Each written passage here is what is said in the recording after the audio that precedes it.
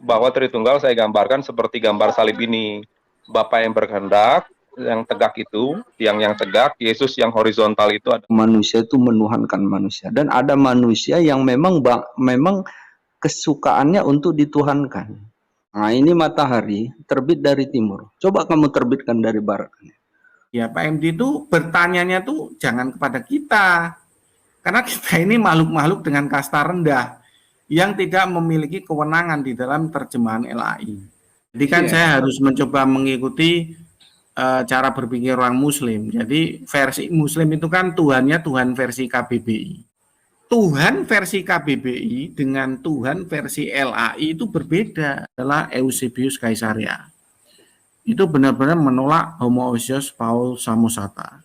Nah, Nestorius ini simetris dengan Bung Jody mengakui enggak dengan hasil konsili ini bahwa Maria itu bunda Tuhan secara literal mereka? Kita itu kan hanya istilahnya tuh hasil produk teologi dari bapak-bapak gereja. Satu Tuhan atau oknum dalam tiga wujud, Bapa, Yesus, dan Roh Kudus. Ini reform ini yang berkata begini. Terus ini ada lagi GB. Atasnya ada burung merpati. Jadi ada tiga entitas. Itu apa itu yang itu nah, gitu. Dibilangnya Allah Bapa, Allah Anak, Allah Roh Kudus, betul? Iya, betul. Nah, apakah menurut Pak Jody itu pengertian yang betul atau keliru? Berarti itu sama dengan Allah Abraham, Allah Ishak, dan Allah Yakub. Allah yang disembah oleh Abraham, Ishak, itu nggak wajib, Pak. Menyamakan pengertian seperti itu nggak wajib. Nah, teolog-teolog itu tugasnya itu. Tugasnya itu membuat sistem tatanan teologi, hal-hal yang rumit, konsep-konsep di Alkitab tuh disederhanakan. Nah, seorang sarjana teologi itu memang yang diandalkan oleh para gembala sidang, gembala jemaat di garis depan untuk apa ya namanya, untuk mempengaruhi. Jadi Trinitas itu letak kecemasannya itu bukan kalah debat, bukan.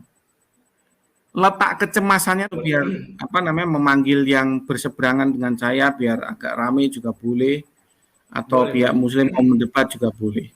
Nah, kelak kalau berdebat itu bisa langsung skakmat begitu. Nah, itu harapan saya seperti itu. Penonton Aries itu mesti tahu perbedaan dari Kristen dan bidat ya. Pak Jody kebetulan ini kan bukan orang Kristen. Pak Jody ini hanya bagian dari para bidat yang muncul kembali dengan pandangan baru atau mengkaburkan pandangan ramai ini. Dia bukan Kristen, dia hanya mencoba membuka jualan barunya. Quran saja menyatakan mereka bidat. Kalau apalagi dalam kekristenan.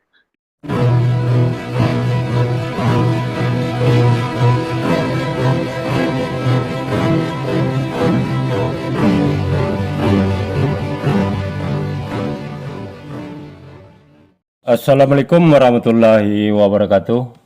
Alhamdulillahillazi hadana li hadza wa ma kunna linahtadiya laula an hadanallah. Asyhadu an la ilaha illallah wahdahu la syarikalah wa asyhadu anna Muhammadan abduhu wa rasuluh. Puji syukur kehadirat Allah Subhanahu wa taala karena kita masih diberikan waktu dan kesempatan berjumpa kembali melalui channel Salam Satu Akidah. Semoga kita semua dirahmati Allah dan diberi kekuatan serta keteguhan hati di dalam iman Islam untuk terus meningkatkan iman serta ketakwaan kita kepada Allah Subhanahu wa taala. Baik, saudaraku semuanya, pada kesempatan kali ini saya akan menampilkan sebuah video yang cukup menarik, yaitu pembahasan tentang ajaran Kristen ya, yang mana di sini ada Pak Jody ya dari pihak Kristen sendiri yang mengungkapkan bagaimana corak serta varian-varian di dalam ajaran Kristen itu sendiri. Nah, penjelasan dari Pak Jody ini membuat oten-oten lain itu merasa tidak senang ya dengan penjelasannya tersebut karena berlawanan dengan denam-denam Kristen yang lainnya.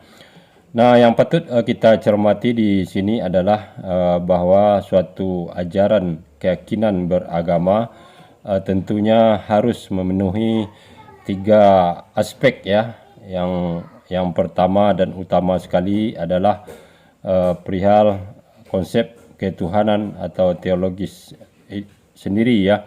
Kemudian adalah dari aspek ibadah, dan kemudian yang ketiga adalah aspek muamalah ya, antara hubungan kita sesama manusia, artinya kehidupan sosial. Nah, apabila di aspek yang pertama ini saja sudah ada perbedaan ya dalam memaknai atau memahami konsep ketuhanan tersebut, bagaimana mungkin ajaran itu adalah suatu kebenaran ya.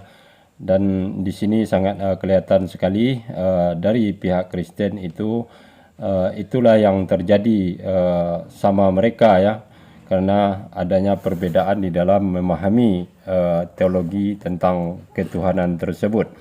Nah, sekaligus di sini kita bisa juga mengetahui bahwa mereka salah dalam memahami yang namanya Tuhan, namanya yang perjanjian esa lama itu ya, kan belum yang sempurna, tunggal jadi tersebut. masih menetapkan Mereka pondasi-pondasi masih gitu kan, saja membagi landasan-landasan sampai nanti disempurnakan. Tidak tunggal mungkin itu sesuatu ke itu dalam disampaikan bagian-bagian langsung di awal yang gitu, karena mereka kan rumuskan menurut butuh perjalanan waktu pemahaman gitu. mereka Sebagai seorang sendiri. anak kita kan nggak Berbeda bisa dengan langsung kita disuruh di pegang umat pisau Muslim, kan. bahwa Pasti yang namanya waktu Esa kita kecil tunggal kita dilarang tersebut pegang pisau, bukanlah tapi sama udah besar dengan kita boleh tunggal pegang pisau untuk matematika ngiris bawang yang atau lain dapat sebagainya. Jadi dibagi ya. memang Di dalam Islam ada tunggal tahapan itu kalau menurut adalah saya yang sih. tidak dapat dibagi Nah, gitu lagi. mungkin awalnya Nah, dari saya, itulah Bang yang Ernesto dan teman-teman, disebut silakan. dengan keesaan Oke, nanti ntar aku tanya sedikit dengan Tuhan tersebut. antum Nah, nih, bagaimana Iyu nanti nih, corak Trinity pemaparan corak dari apa? Pak Jody ini yang Obosius ke berkata apa kayak jujur sebut apa? dan sekaligus Sama enggak corak membuat Trinitas itu dengan organ-organ si lain siapa namanya si menjadi Jody? Dia homosius gerah nih dengan siapa, Pak pernyataannya Hem? ini.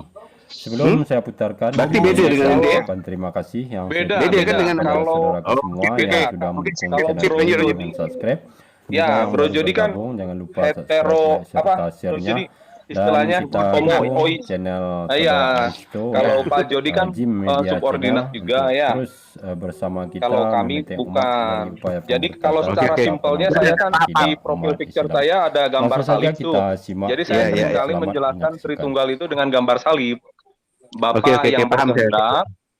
Ini sekalian saya jelasin. Jadi di Nah, dalam gambar profil picture saya itu kan ada salib. John. Cukup Bung John, paham kita. Ya. Saya udah paham, cuman ini aja. Asal jangan you jadi homosek aja ya. Intermedio, enggak, jangan marah ya. Intermedio, Enggak, jangan marah. Yuk, lanjut, Tapi lanjut, silakan.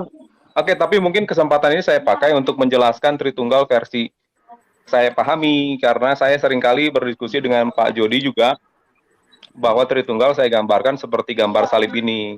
Bapa yang berkehendak, yang tegak itu, yang tegak, Yesus yang horizontal itu adalah yang melaksanakan kehendak Tuhan, dan Roh Kudus itu yang memancar dari Allah Bapa dan Anak ke seluruh dunia gitu. Jadi masing-masing pribadi ini memiliki karakter yang berbeda gitu. Itu mungkin simpelnya, Pak. Ini saya dengar kan banyak denom ya, banyak denom di kekristenan, banyak denom di kekristenan. Yang tadi disebutkan 4 model Trinitarian yang dicanangkan oleh Pak Jody. Perbedaannya apa sih Bang? Yang Trinitarian itu yang Kilianus sama siapa tadi? Homo siapa tadi? Ya, yang dijelaskan tadi kan yang disebutkan cuma 4, cuma 2, tapi kan ada 4 tadi disebut. Coba dijelasin dong. Baik. Kalau oneness itu adalah Silakan, Bang. keesaan. Ya. Oke. Kalau oneness itu adalah keesaan Yesus Kristus, atau mereka menyebut Jesus only. Jadi baik Bapa, baik Anak, baik Roh Kudus itu ya Yesus itu juga begitu. Jadi siapakah yang mati di Lalu salib? tokohnya siapa itu yang utama? Exegesis utama. Oh, Praxeas, Kalau di sini kan Praxeas. yang oneness itu kan Bang Hendrik. Samuel. Samuel Siahaan. Bang Hendrik. Samuel Siahaan. Hendritan, ya. Udah kenal belum? Itu yang Samuel oneness. Siahaan. Kenal. Pak Zaki Mungkin sudah kenal tahu. Samuel Siahaan belum? Mungkin Nah, dia nggak kenal. Itu di Hendrik. Sudah. Itu kan yang di Indonesia. Lah Aduh, siapa yang kok ikut siapa suaranya ini? putus-putus. Madhabnya Suaranya Pak siapa? Zaki itu Pak terganggu Pak. Suaranya Kurang jelas. putus-putus, Bang. Iya. Ya, saya silakan. boleh. Oh boleh boleh. Ya, Iya. monggo Pak MD, silakan. Iya, jadi kalau kita melihat ya lebih jauh, contoh di Al-Baqarah ayat 258 itu kan tentang perdebatan Nabi Ibrahim dengan Namrud, ya kan. Jadi ini dikisahkan ya ketika Nabi Ibrahim menghadiri perjamuannya si Namrud ini ya. Alam tara ilal ladzi hajja Ibrahim fi rabbih an atahu Allahul mulk idz qala Ibrahim rabbiyalladzi yuhyi wa yumiit, katanya kan. Qala ana uhyi wa umiit. Qala Ibrahim fa innallaha ya'ti bisyamsi minal masyriq fa'ti biha minal maghrib, katanya kan. Jadi di pesta itu kan orang yang hadir ditanya sama si Namrud, apakah kamu mengakui saya Tuhan? Katanya kan. Iyalah, kamu memang Tuhan, katanya. Jadi sebenarnya sejarah manusia menuhankan manusia ini memang sudah sejak lama ya. Dari zaman Nabi Ibrahim ini udah berlaku bahwa manusia itu menuhankan manusia, dan ada manusia yang memang kesukaannya untuk dituhankan. Ya. Jadi ada unsur politis juga ya, politik ya. Jadi kalau dia hanya seorang raja, dia kekuasaannya mungkin hanya secara wilayah, ya, atau dia mau yang lebih dari secara wilayah. Dia ingin bukan hanya seperti itu, bahkan dia ingin disembah gitu kan. Dia udah menjadi segala-galanya bagi rakyatnya. Itulah yang mereka inginkan. Makanya dia ketika Fir'aun juga mengatakan ana rabbukumul a'la, saya Tuhan yang paling tinggi. Sebenarnya dia ingin bahwa dia tidak hanya ingin sebatas raja kuasanya. Dia bahkan ingin menguasai seluruh raja tunduk sama dia, bahkan rakyat itu sampai menyembah dia sebagaimana Tuhan kan. Jadi ketika Namrud mengatakan, ya, apakah kamu mengakui saya Tuhan? Iya, memang kamu Tuhan, kamulah Tuhan, katanya kan. Maka Ibrahim katakan, ya, kalau kamu memang Tuhan, ya, apakah kamu bisa menghidupkan dan mematikan? Katanya.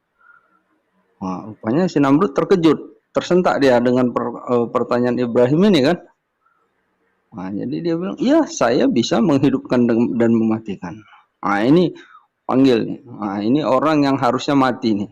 Ini saya hidupkan dia. Artinya dia tidak jadi saya hukum mati. Nah, ini orang yang hidup nih. Ini saya matikan. Dimatikan orang itu kan. Maka kata Ibrahim, ya, idz qala rabbiyalladzi qala ana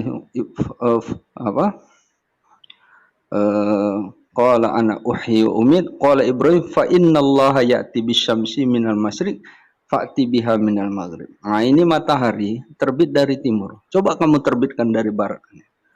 Baru dia terdiam, ya kan? Dan dia nggak bisa menjawab lagi, ya.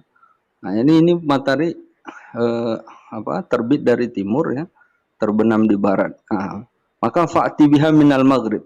Kamu terbitkan dari barat kalau bisa. Maka karena dia merasa malu, ya, kemudian Nabi Ibrahim dia usir. Jadi memang punya sejarah yang panjang, manusia menuhankan manusia. Ya. Makanya di surah Yusuf ada narasi, kemarin kita bahas sama Aditya, kenapa Rabbika, ada di situ Rabbika, ya, Tuhanmu. Jadi Nabi Yusuf itu ketika dia mau mengatakan kepada seorang yang untuk menyampaikan kepada rajanya, dia kalimatnya Rabbika, ya, Tuhanmu. Sebenarnya kan bisa juga Sayyiduka, Tuanmu kan. Karena memang keadaan yang sesungguhnya Al-Quran itu menceritakan sebagaimana seadanya, ya. Artinya memang dia begitu kejadiannya seperti itu ceritakan. Kenapa sampai mengatakan Robbika? Memang rakyatnya itu memposisikan rajanya itu sebagaimana Tuhan. Ya, jadi dia memposisikan rajanya itu sebagaimana Tuhan. Makanya di situ tidak kata ayatnya itu apa ya nanti ya di surah Yusuf itu. Lupa pula ya. Jadi di situ memang kalimatnya Robbika, bukan Sayyiduka.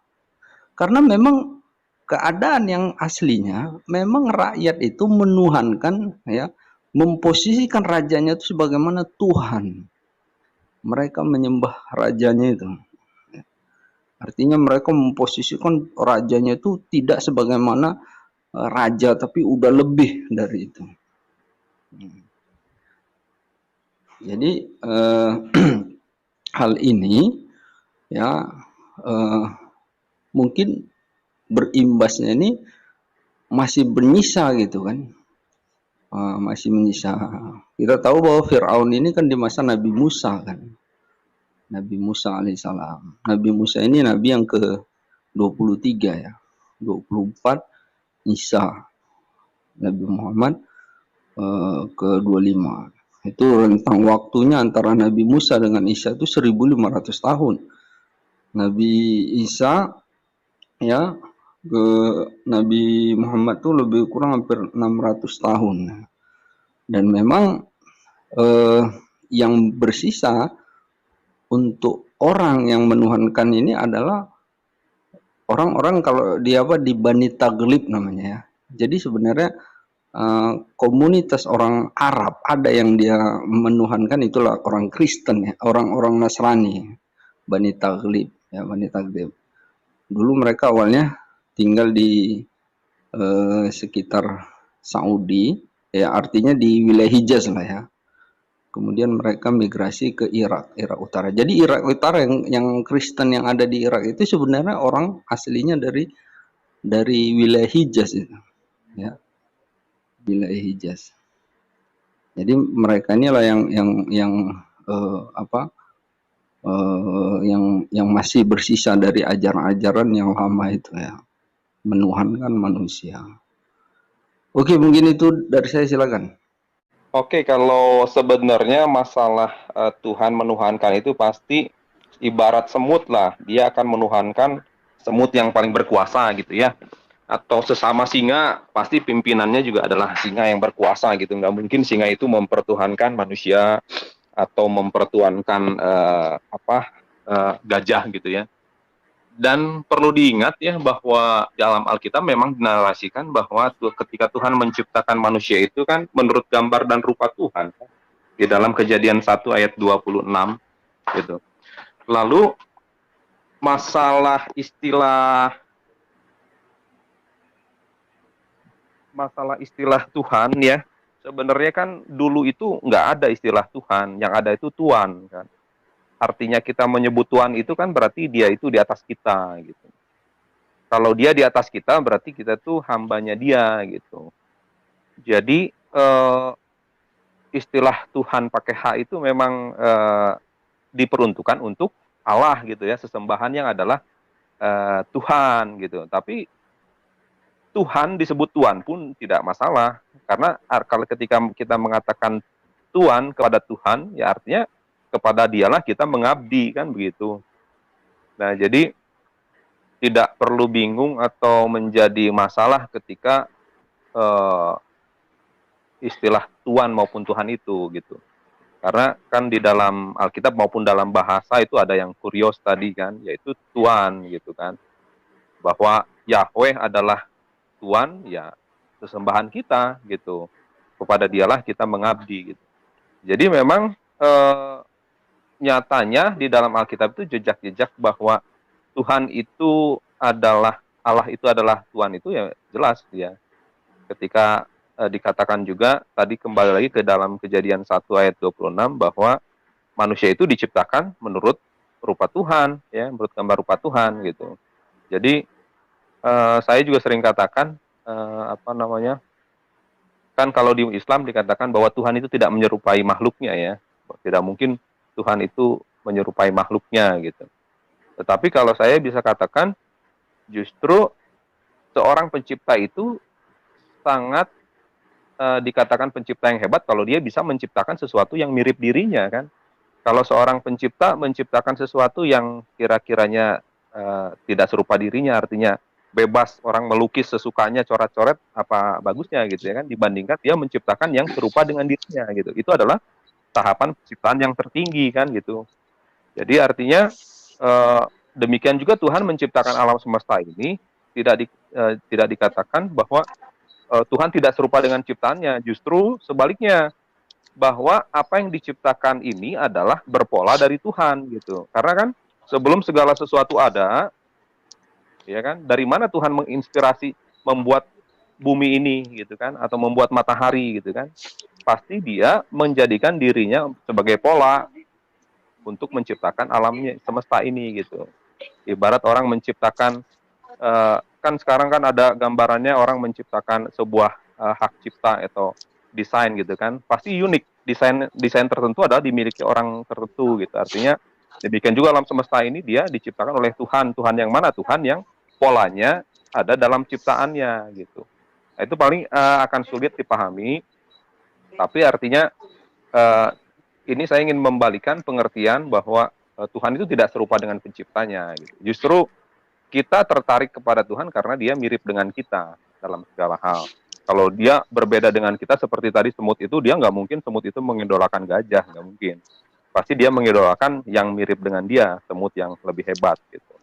Nah itu mungkin untuk meng-counter atau membandingkan lah dengan apa yang disampaikan oleh pembicara yang sebelumnya. Ya, makasih.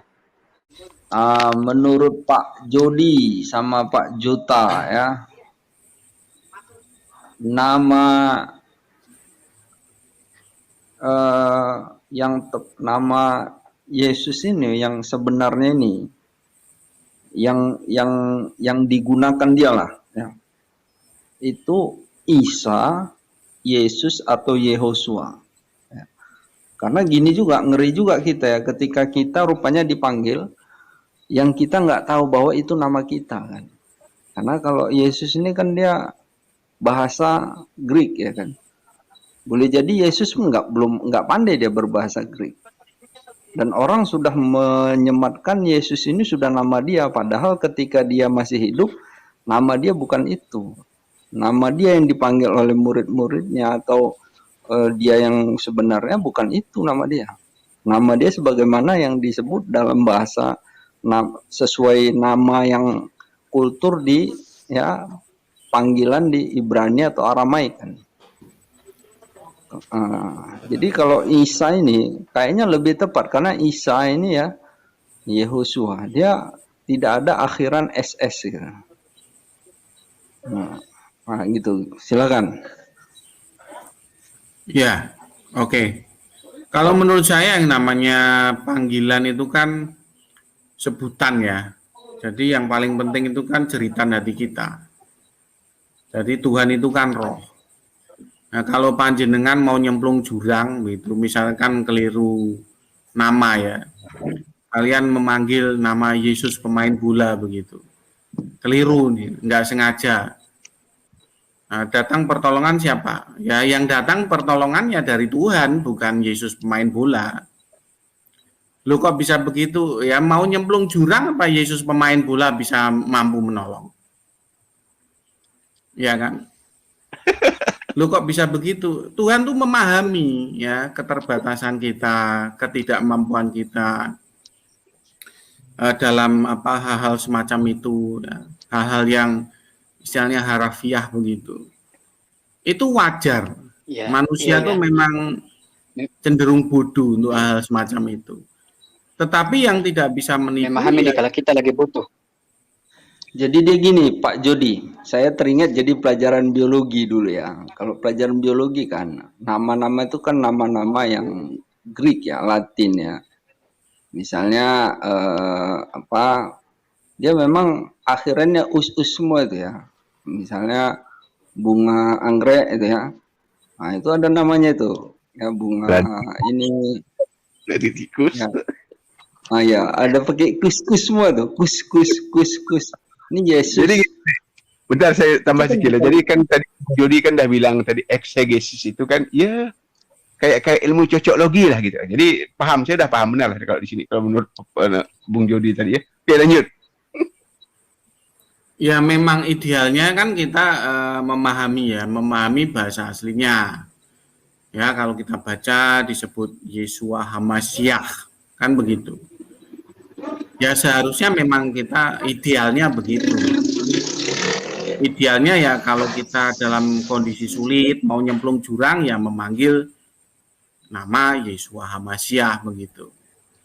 Tapi yang namanya manusia itu kan kapasitas pengetahuannya, lalu istilahnya tuh kepeduliannya dia terhadap pengetahuan itu kan beda-beda. Nah sementara ada seseorang yang taunya tuh Yesus pemain bola begitu dari Meksiko.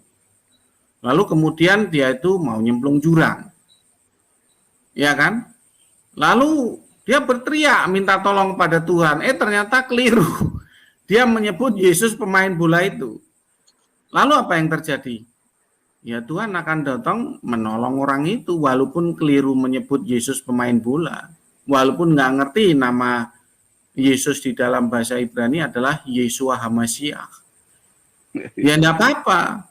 Mengapa demikian? Karena hakikatnya Tuhan itu adalah roh. Jadi yang terpenting itu adalah jeritan hati manusia itu yang orisinil itu, yang asli itu. Ya. Lalu kemudian ada orang ya dugem begitu, dugem lalu kemudian senang-senang dengan 3 wanita begitu. Lalu bilang, Yeshua Hamasyah, tolong berkati kami ya. Tuhan yang nggak mau datang. Kan begitu, walaupun penyebutan namanya tuh asli, bahkan dia tuh bisa melafalkan dengan bahasa Ibrani dialek yang asli, yang lancar begitu. Ya kembali lagi memang hakikatnya Tuhan itu adalah roh. Hal-hal semacam begitu itu nggak terlalu signifikan bagi beliau. Nah begitu Pak MD. Ya. Sekarang nih Yesus lagi nggak punya hepeng tuh gimana? Yesus nggak punya hepeng, Yesus punya tangan. Mau menambahkan tadi soal intermezzo. Jadi karena sebenarnya eksegesis tadi, siapa yang ngomong nih? Ya. Bung Jody tadi bilang eksegesis itu seperti ini ilmu cocok logi lah. Jadi itu yang dijelaskan sama Bung Jody tadi ya, Bung Jody ya? Ya, betul gitu. Itu gitu. Saya lanjut. Ingin saya tambahkan cocok logi itu kan artinya gini, pelajaran bagi seorang anak itu kan waktu kita kecil kan kita mencocokkan warna gitu kan, bentuk yang bulat masukkan ke warnanya misalnya kuning, masukkan ke kotak kuning gitu kan, itu kan lalu yang segitiga masukkan ke bentuk segitiga kan, itu sebuah cocok logi ya, artinya mencocokkan gitu ya. Nah, itu memang salah satu tahap dalam pembelajaran. Dan di tingkat yang lebih mutakhir atau tingkat yang lebih tinggi juga para ilmuwan juga sama cocok logi ya, dalam arti misalnya pemerhati antariksa gitu kan, mereka kan mencocokkan ya, ada benda asing di angkasa gitu, dia munculnya per berapa tahun, nah gitu. Kalau ketika dia melihat benda itu muncul dalam misalnya per 1 Januari gitu kan, oh muncul lagi dia 1 Januari di tahun depan, bahkan ada yang kayak komet Halley itu ternyata per 76 tahun gitu kan. Nah dari situlah dirumuskan gitu kan. Nah, jadi artinya itu tidak salah, cuman jangan sampai salah ketika ada yang anomali misalnya kan, atau yang tidak sesuai dengan polanya gitu. Jadi sangat penting untuk menangkap pola ya, pola dari apapun gitu. Kalau ada teman-teman tadi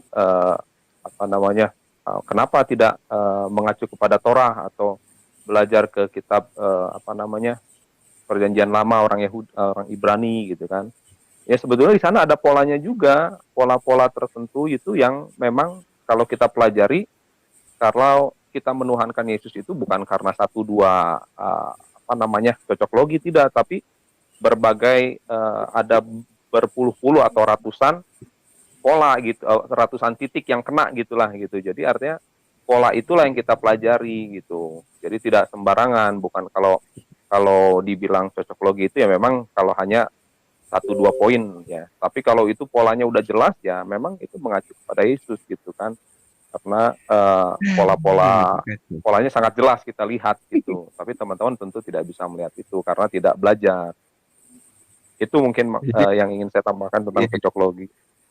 Jadi kita belajar nih ceritanya nih, paham lah gitu tentang apa eksegesis Tapi tadi Jody bilang gini, saya tanya tentang terjemahan kan, karena di bahasa aslinya tuh di bahasa Greeknya kurios Tuhan, mari dalam bahasa Aramiknya Lord. Dia lebih suka terjemahan tuh lebih tepat dia katakan terjemahan Dila itu harusnya Tuhan Yesus tuh, bukan dikatakan Tuhan seperti yang selalu dipegang oleh kawan-kawan di Kristen di Yohanes 13 kan, betul akulah guru dan Tuhan. Nah, sebenarnya di situ kan Tuhan gitu. Jadi tadi Bung Jody lebih suka dengan Tuhan gitu, lebih tepat kita terjemahan kan.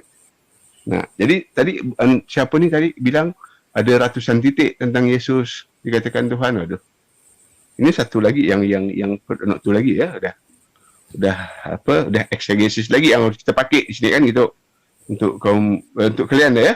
Nah, dan ini juga untungnya ini tidak ada yang namanya siapa nih, nama Abdullah itu yang dari Katolik itu sangat ganas benar manusia itu. Kalau ada dia di sini mungkin Bung Jody ini udah di Timothy dulu Abdullah Timothy dulu. Untungnya dia tidak ada ya, kalian berdua ini siapa dari satu saya lupa tidak jelas nih. Ingat Bung Jody ya nih kan, itu kalau ada itu wah nggak dapat cerita saya apa yang terjadi kan. Ini tadi saya perlu diskusi mengedukasi kawan-kawan pendengar di bawah itu kan. Macam Bung Jody jujur dia mengatakan bahawa memang ada berapa jenis tentang Trinity itu yang masing-masing mempunyai eksegesis sendiri kan gitu. Nah, kita faham ini keyakinan mereka, okey, no problem buat kita.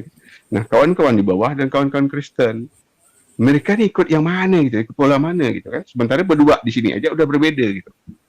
Satu ikut apa tadi Ombesius apa dah macam-macam kan. Nah, belum lagi yang lain. Nah, ini kan ada pecahan-pecahan lagi nanti itu, bukan hanya sekedar situ aja. Enggak habis dari empat macam ini. Betul tak Bung Jody? Kalau mainstream itu ada 4, Pak.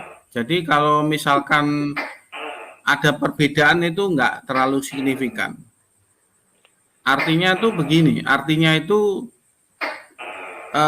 dalam memperkuat komunitasnya itu tetap dia tuh nggak ragu-ragu untuk menyalurkan dana untuk memperkuat gerejanya, memperkuat institusinya. Jadi begini loh, Bro Hendy. Jadi corak eksegesis hakikat Allah atau corak Trinitas ini mempengaruhi perilaku orang Kristen di dalam hal membentuk komunitas.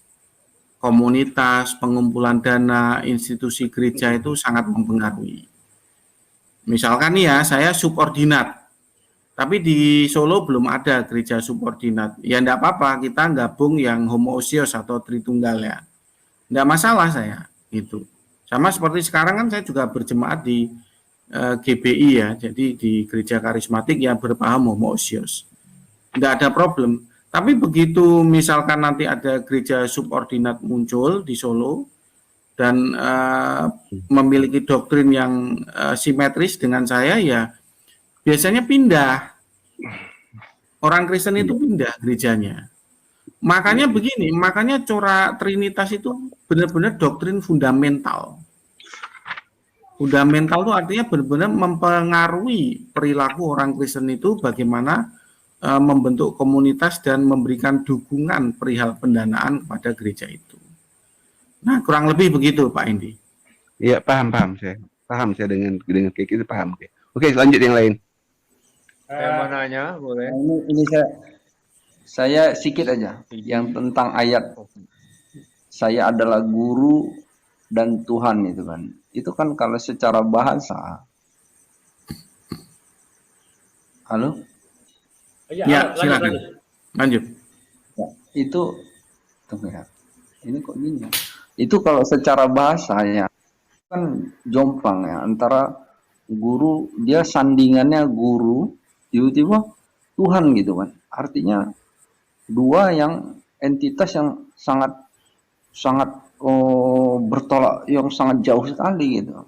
Tapi kalau guru dan tuan itu memang masih selaras gitu. Guru dan tuan ya. Jadi guru ya artinya dia nggak jauh-jauh Tuhan. Ini guru dan Tuhan. Jadi dia guru, kalau misalnya guru dan Tuhan ini masih oke gitu. Tapi kalau Jadi guru, gini Pak Endi, kalau konteks itu ya, kita ini kan istilahnya orang kecil ya, kasta rendah ya. Jadi tidak punya kewenangan di dalam menulis terjemahan di Alkitab. Kewenangan itu ditulis oleh LAI atau Lembaga Alkitab Indonesia. Ya kalau saya secara pribadi ya saya lebih menyukai terjemahannya guru dan tuan. Kenapa demikian? Karena memang interlinear, teks aslinya memang kurios. Kurios itu ya tuan. Atau doro, atau majikan ya terserahlah begitu. Jadi bukan terjemahannya tuh Tuhan versi KBBI. Nah tapi kan sekali lagi saya bilang Pak MD ya, Pak MD itu bertanyanya tuh jangan kepada kita. Karena kita ini makhluk-makhluk dengan kasta rendah yang tidak memiliki kewenangan di dalam terjemahan LAI. Kalau panjenengan mempertanyakan hal semacam itu ya seharusnya bertanya kepada Pak Anwar Chen itu yang sebagai penanggung jawab LAI. Gitu Pak MD. Enggak, saya Iya, tadi Pak. bertanya dengan saya tadi begini, apakah anda setuju dengan terjemahan itu gitu kan? Kan saya bertanya gitu, bukan kewenangan Anda untuk merubah terjemahan itu enggak. Saya nanya itu. Oh, bukan, itu apa Pak MD? Pertanyaannya Pak MD, Pak En. Oh, Saya menjawab pertanyaannya Pak MD, bukan panjenengan. Jadi sebut nama saya tadi kan? Sebut nama saya pikir itu oke. Makanya tadi kan Bukan Pak MD, kan baru aja beliau bertanya. Oke, lanjut. Oke, sorry. Saya nih. Ya, Ya, silakan Pak. Silakan. Waalaikumsalam warahmatullahi wabarakatuh. Terima kasih tuan rumah, ya. Pak Jim. Pak Risto, saya mau menanyakan nih dengan Om Yudi ya. Ya, silakan. Di sini. Yodi Hindarto, terima kasih. Ya. Yang bersama pertanyaan saya dengan Pak MD tadi ya, yang soal ketidakseimbangan gitu ya. Seperti di Matius 12 ayat 8, karena anak manusia adalah Tuhan di hari Sabat. Kan seperti itu kan? Nah, mungkin Ya.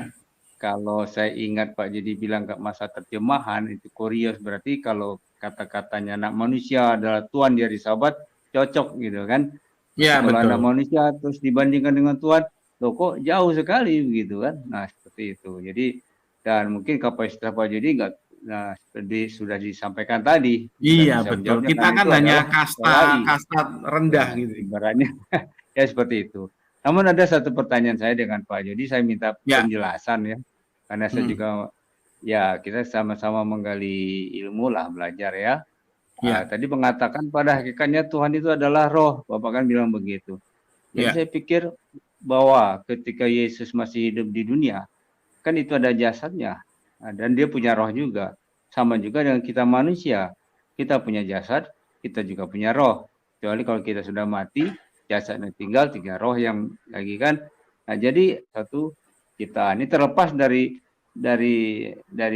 konsep keimanan kita yang berbeda gitu Pak ya, tapi dari soal critical text-nya itu bagaimana penjelasan Pak Jody dalam hal ini? Terima kasih. Ya baik, jadi yang saya maksud Tuhan adalah roh itu Tuhan versi KBBI Pak. Karena kan yang bertanya tadi kan pihak Muslim. Jadi kan saya harus mencoba mengikuti cara berpikir orang Muslim. Jadi versi Muslim itu kan Tuhannya Tuhan versi KBBI. Itu. Jadi bukan apa namanya Tuhan yang Tuhan itu bukan.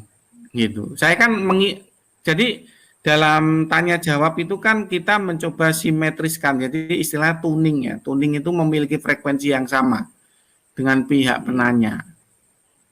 Gitu. Jadi makanya saya jawabnya Tuhan itu pada hakikatnya roh. Yang dimaksud Tuhan di sini bukan Tuhan Yesus, bukan. Tapi Tuhan yang apa namanya setelah Yesus nggak ada lagi di muka bumi ini. Gitu. Jadi sudah alamnya sudah alam beda begitu. Nah, itu maksud saya seperti itu, Pak. Ya memang ini apa namanya? Karena begini loh. Tuhan versi KBBI dengan Tuhan versi LAI itu berbeda. Kalau Tuhan versi LAI itu artinya Tuhan, begitu loh Pak. Sedangkan kalau Tuhan versi KBBI itu artinya Allah atau Allah Subhanahu wa Ta'ala gitu. Nah, sehingga dengan kata yang sama maknanya bisa dua. Sehingga yang satu tuh ngomong apem, yang satu ngomong serabi. Yang satu tuh ngomong pisang, yang satu ngomong nangka. Sehingga kadang nggak nyambung ya, seperti salah satunya malam ini gitu. Ya jadi walaupun nggak nyambung ya harap dimaklumi. Kenapa dimaklumi? Karena muscle knowledge-nya itu memang berbeda. Yang satu muscle knowledge-nya itu dari Biblos, yang satu muscle knowledge-nya dari KBBI. Gitu Pak, jalan lurus. Ya, Oke, jadi gini. menjadi terkesan sebetulnya merupakan satu dasar bahwa Yesus itu 100% manusia, 100% Tuhan. Mungkin seperti itu ya Pak Jody ya. Oh, kalau itu konsili Kalsedon itu udah lompat dari KBBI. Oke. Itu nanti panjang ceritanya. Panjang Udah ceritanya. yang lain aja dulu. Ya. Oke, gini, Bung Jody. Ini saya tertarik. Jadi kita begini kita berdiskusi. Jadi gini. Kalau menurut Bung Jody di apa tadi nama Trinitas apa tadi itu kan? Kalau dengan konsili Efesus kalau nggak salah ya yang mengangkat bahwa ya konsili Efesus lah, ingat saya itu waktu menambahkan bahwa Maria itu ibu Tuhan. Kemudian mereka mengatakan bahwa salah satu sinar juga. Apakah akan mengakui juga enggak untuk di mengakui enggak ada hasil-hasil konsili Efesus ini tentang Maria? Oke, baik ya. Saya mungkin ada prolog sedikit ya tentang konsili Efesus ya. Biar enak yang lain juga biar menyimak gitu. Konsili Efesus itu perseteruan yang keras antara Cyril dan Nestorius. Iya, betul. Nah, Cyril itu dari wilayah Alexandria. Ya, wilayah Alexandria itu mayoritas itu bercorak homoousios Paul Samosata. Gitu. Berbeda ya dengan Pak Joy Tambunan ya. Pak Joy Tambunan kan homoousios Athanasius atau homoousios Nisea ya. Sedangkan Cyril itu bercorak homoousios Paul Samosata. Nah, homoousios Paul Samosata itu memiliki sudut pandang bahwa Maria itu adalah Theotokos. Jadi Bunda Allah yang dalam konteks benar-benar literal gitu. Setahu saya begitu. Benar-benar Bunda Allah sendiri. Atau ada yang menafsir bahwa itu seperti tabut perjanjian atau bagaimanalah begitu. Tapi intinya Theotokos. Nah, itu paham homoousios Paul Samosata. Dalam menafsir Maria itu adalah sebagai Theotokos atau Bunda Allah. Nah, sedangkan Nestorius itu memiliki asal dari Antioquia. Jadi Antioquia itu scholarnya atau sekolah Alkitabnya itu bapak-bapak gerejanya berpaham doktrin subordinat seperti saya. Nah, makanya itu di tahun 341 homoousios Paul Samosata itu dianggap bidat. Dianggap menyimpang oleh bapak-bapak gereja subordinat dari Antioquia. Ya salah satu pemimpin pergerakannya adalah Eusebius Caesarea. Itu benar-benar menolak homoousios Paul Samosata. Nah, Nestorius ini simetris dengan Eusebius Caesarea, juga simetris dengan saya. Nah, pendapat Nestorius ini bukan Theotokos, tapi Christotokos. Christotokos itu artinya apa? Christotokos itu bunda dari manusia yang diurapi. Jadi bukan bunda Allah ya. Bunda dari manusia Yesus Kristus yang diurapi.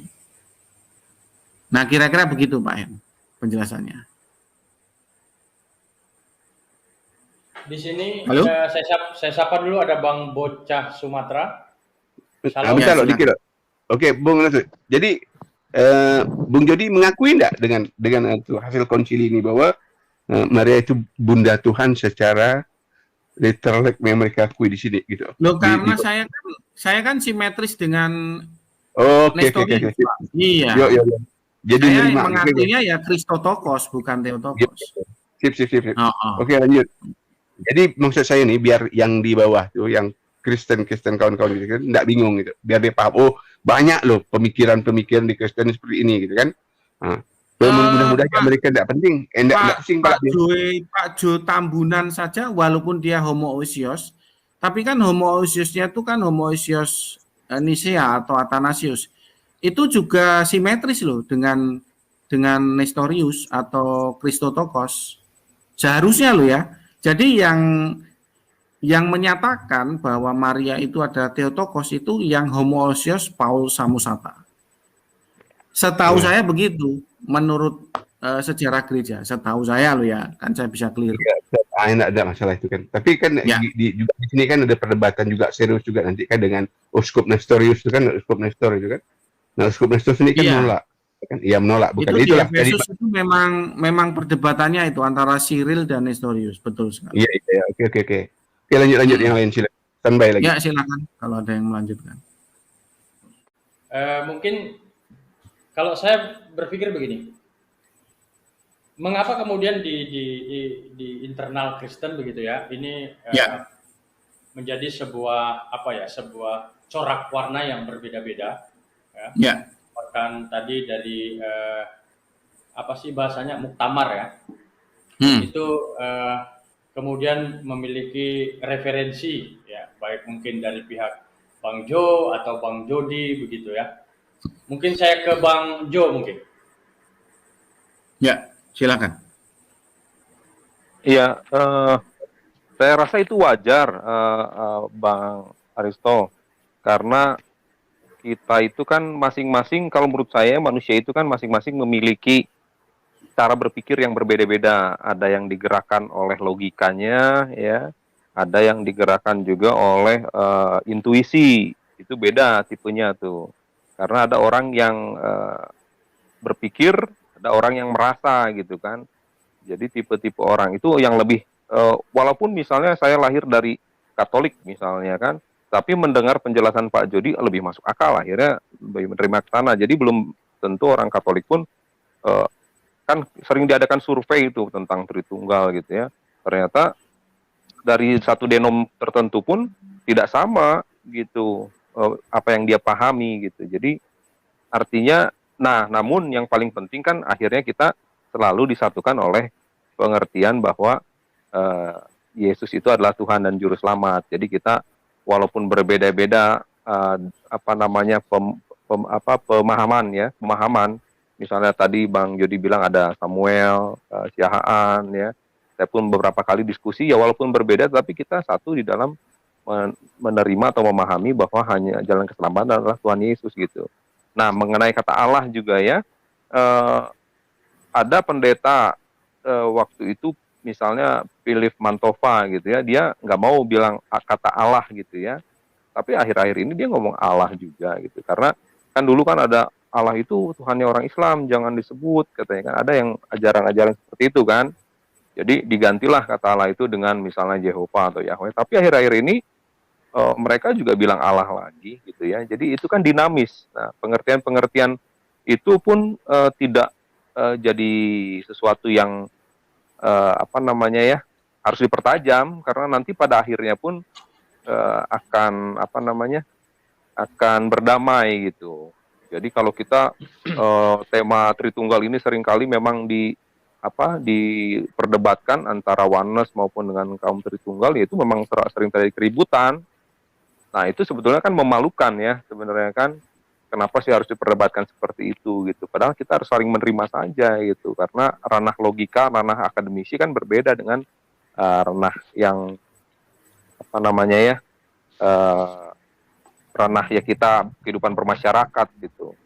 Jadi menurut saya berbeda itu ya tiap orang yang mempertahankan pengertiannya sendiri gitu. Jadi tidak bisa disamakan. Tapi satu yang sama adalah kita mengimani Yesus Kristus sebagai Tuhan dan Juru Selamat, baik kita Katolik maupun yang lain gitu. Itu kalau dari saya, Bang Aristo. Baik, ya. Apa tidak ada kekhawatiran nih, baik dari Bang Jody atau Bang Jo, kekhawatirannya kalau kemudian ini dari teman-teman Kristiani kemudian mereka punya pendapat dan warna lain terkait Trinitas ini, apa tidak punya kekhawatiran di dalam denominasi tertentu, misalnya denominasi dari Bang Jo atau denominasi dari Bang Jody, ini kemudian menjadi bingung para pengikutnya. Kira-kira gimana pendapat Bang Jody dan Bang Jo? Kita itu kan hanya istilahnya tuh hasil produk teologi dari bapak-bapak gereja, Bro Aristo. Ya. Jadi apa yang kita lakukan di sini tuh hanya berkesinambungan dengan apa yang dilakukan oleh bapak-bapak gereja. Nah, pergolakan yang cukup parah, kebingungan yang cukup parah, itu sudah terjadi di abad Jisamsu. Yang terjadi di sekarang itu cuman gempa skala receh. Gempa skala receh. Mengapa demikian? Karena di abad Jisamsu itu parah. Parah, bahkan sampai apa namanya? Abad pertengahan itu kalau kita klik di Wikipedia, itu Michael Servetus itu dihukum dibakar hidup-hidup karena memiliki corak trinitas yang berbeda. Itu abad berapa saya lupa ya, itu zaman John Calvin kalau tidak salah ya. Saya agak lupa tahunnya ya. Begitu. Jadi pertanyaan Bro Aristo itu benar, tapi gini, apa yang kita lalui sekarang itu tidak ada apa-apanya dengan apa yang dilalui oleh Bapak Gereja zaman dulu. Gitu, sehingga misalkan gempa skala Richter itu paling juga 3,5 begitu. Dari skala 0 sampai 10. Dulu skalanya itu lebih parah. Dulu itu, abad Jisamsu itu. Jadi pergolakannya itu benar-benar istilahnya itu benar-benar frontal. Pergolakan di abad Jisamsu itu. Jadi untuk menjatuhkan seorang uskup, ya, contohnya itu Nestorius ya, itu tinggal kita bilang saja, oh dia bidat, dia corak eksegesisnya itu berbeda dengan kita, maka uskup itu akan jatuh. Nah, di zaman dulu abad Jisamsu itu terjadi pergolakan sampai segitunya. Begitu Bro Aristo. Iya. Menarik ya, sabar Bang Bocah Sumatera. Yang saya dengar dari Bang Jody, beliau berada di GBI ya, atau Gereja Bethel Indonesia ya. Tapi ya, pemahaman Trinitas ini memang mestinya sama dengan Bang Jo. Nah, Bang Jo kira-kira gimana? Ada tidak kekhawatiran? Kan begini, menurut saya ini pemikiran bodoh saya mungkin ya, mohon maaf. Tapi sekali lagi kita hanya diskusi saja ini. Kalau kemudian ini bukan kemudian ya, ini sudah menjadi konsumsi publik begitu kan, kemudian dinikmati oleh para adik-adik kita, anggap saja mereka yang awam gitu. Artinya ketika mereka mendengar narasi dari Bang Jody, ya mereka ada juga mungkin yang berpikir, oh mungkin ini lebih tepat untuk saya imani. Gitu. Kemudian mendengar narasi Bang Jo, akhirnya mereka jadi bingung gitu. Apa tidak ada kekhawatiran seperti itu Bang Jo? Ya, tentu sebetulnya ada juga karena kemarin mungkin setahun terakhir kan kita lihat ya, misalnya Pak Joshua Teu waktu itu kan dia keluar dari sinode GBI kan karena dia memiliki keyakinan yang berbeda kan, itu kan di live waktu itu kan, saya juga sempat komen, ya memang tapi sepanjang dia tetap mengakui Yesus Kristus sebagai Tuhan, akhirnya juga kan semuanya itu kan hanya emosi sesaat kalau menurut saya sih. Tapi meletup-letup nanti kan akan timbul lagi, kapan lagi timbul lagi. Tapi benar yang Mas Jody katakan itu, ini kan hanya tremor, artinya hanya getaran-getaran kecil gitu kan, dibandingkan dulu gitu. Nah, saya pribadi dan mungkin juga Mas Jody, nah dia punya misi kan sekarang Mas Jody itu untuk menyebarkan apa yang dia pahami kan, ide beliau kan tentang dia punya pandangan Tritunggal yang berbeda dengan saya kan, demikian juga saya juga ada keinginan untuk menggambarkannya gitu. Banyak yang memiliki memang ada kekhawatiran, dan karena itu saya setiap ada kesempatan setidaknya saya ingin menyampaikan pandangan Tritunggal yang saya pahami gitu. Saya rasa pasti khawatiran itu ada, tapi dan kedua juga jangan terlalu dipertajam, karena ajaran Tuhan itu kan bukan hanya Tritunggal saja, tapi lebih ke kasih, menginjili dan lain sebagainya kan. Saya rasa harus dikasih porsi yang tepat gitu. Jangan sama sekali tidak diajarkan. Kalau tidak diajarkan nanti mereka cari sesuatu sumber yang tidak tepat gitu kan. Nah, memang harus diajarkan, tapi bukan porsi yang utama saya rasa. Gitu sih. Oke, gini, belum lanjut Bung Aristo. Bateraiku udah low benar nih. Jadi aku nak pamit dulu nih. Terima kasih ya dengan Jody, dengan siapa Joe, dengan kawan-kawan sini. Assalamualaikum warahmatullahi wabarakatuh. Untuk Joe sama ini, dengan Jody ini, saya berharap jangan sampai kalian dua nih jadi homo aja lah, jadi homoseks lah. Kayak 80% di PTK. Dia intermezzo, jangan marah-marah ya. Kita sambil-sambil gurau. Serahlah itu keyakinan homoseksual. Nggak lucu guraunya, Pak. Nggak lucu guraunya. Gurauannya nggak lucu, garing. Iya, enggak apa-apa. Kalau Jody sih enggak apa-apa gitu. Asal jangan jadi homoseks ya gitu kan ya. Oke, karena sangat-sangat hina gitu. Oke, makasih ya. Maaf kata kalau ada apa-apa hal, karena dah benar baterai nanti saya sambung. Oke, makasih yuk semua. Assalamualaikum warahmatullahi wabarakatuh. Waalaikumsalam warahmatullahi wabarakatuh. Iya. Memang setiap orang itu ya harap di malam aja ya. Oke. Jadi gini. Iya. Jadi gini, memang ya gimana, Bro? Artinya kalau saya menyimak apa yang disampaikan oleh Bang Jody dan juga Bang Jo, sepertinya ini menjadi kerjaan ekstra ini ya untuk menjawab tantangan kepada para generasi-generasi yang awam. Dan saya kira kalau tadi kemudian ditarik lagi ke belakang oleh bapak-bapak gereja terdahulu, bagaimana kemudian pergolakan itu mereka sangat fatal begitu ya. Nah, yang saya khawatirkan ini, saya objektif dalam hal ini.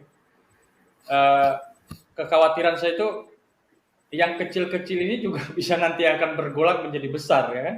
Tidak menutup nggak bisa Bro Aristo, karena pengalaman kita tuh sudah pahit di masa lalu. Itu nggak akan terulang kembali.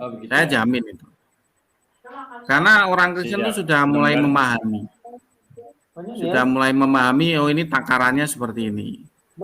Kalau melebihi batas begini akibatnya seperti ini. Udah pada ngerti semua. Iya. Alhamdulillah gitu ya. Nah, ya, di jadi sini Bang Jalan Lurus. Ya, lanjut. Ya, silakan. Bang Jalan Lurus dari tadi kayaknya sepertinya sudah pengen ngobrol. Iya, sinyalnya kurang. Itu bocah Sumatera belum bicara tuh. Oh ya, bocah Sumatera. Sorry. Silakan. Iya.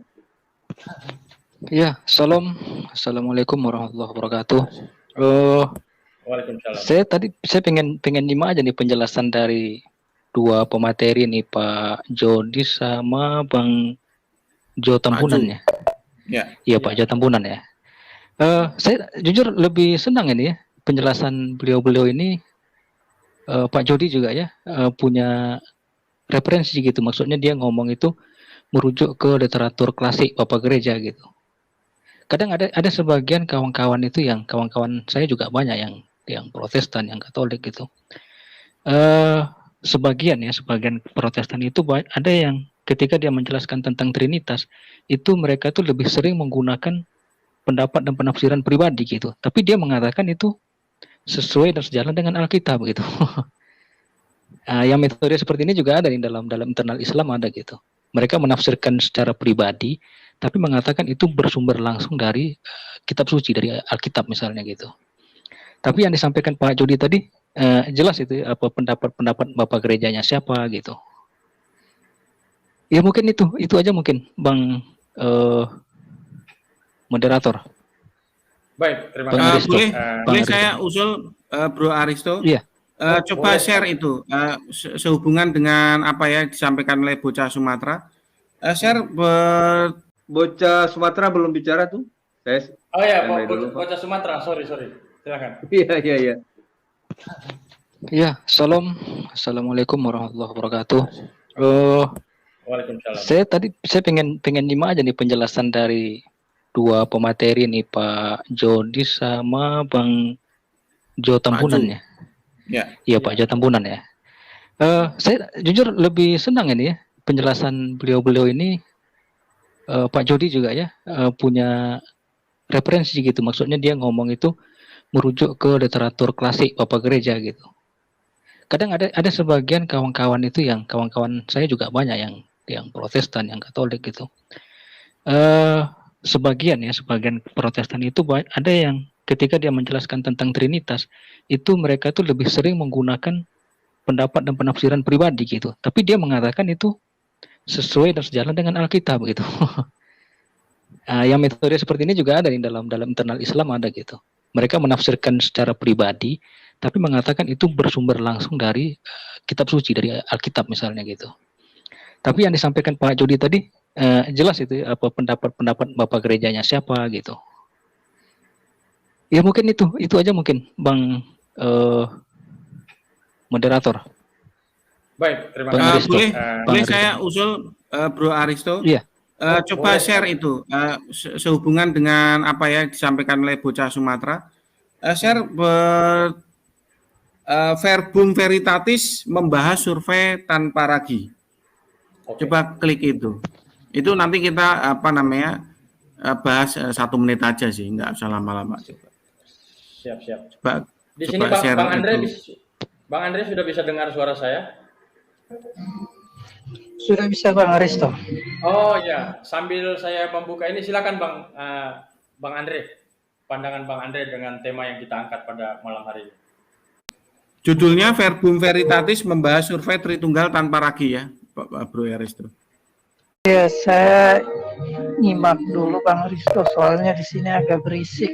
Ada orang menikah. Iya, itu kayak habis datang di nikahan itu kayaknya. Iya, di dekat rumah ada nikahan, jadi saya mungkin mendengar saja dulu. Tapi menarik sih soal Trinitas ini karena memang jadi perdebatan di kalangan Kristen sendiri ya. Banyak seringkali orang Kristen sendiri juga gagal memahami soal masalah Trinitas ini. Tapi kalau nanti saya mungkin waktunya tidak bagus untuk saya jabarkan karena agak berisik di luar nih. Oh ya. Langsung saja menit ke-1, Bro Terima Aristo. kasih sudah hadir di dalam acara kita kali ini. Kali ini kita live langsung di 3 channel. Kita menggunakan StreamYard berbayar dari channel Verbum Veritatis. Jadi teman-teman bisa lihat ini cukup istimewa ya, cukup menarik karena di belakangnya kita bisa pasang foto seperti ini. Terus logo StreamYard-nya juga bisa diganti. Dan juga bisa live stream langsung di 3 channel. Jadi ini bukannya akal-akalan, ini memang dari fitur dari StreamYard-nya bisa langsung 3 channel sekaligus. Dan saya lihat di sini komennya sepertinya komen dari 3 channel sekaligus juga ini. Jadi ini kayaknya keren sekali dan ini worth it dan kemungkinan saya juga akan sebentar lagi saya akan ikut pakai StreamYard yang berbayar. Oke, kita hari ini akan live. Kita akan membahas tentang Tritunggal karena yang kemarin saya lakukan survei di channel Tanpa Ragi.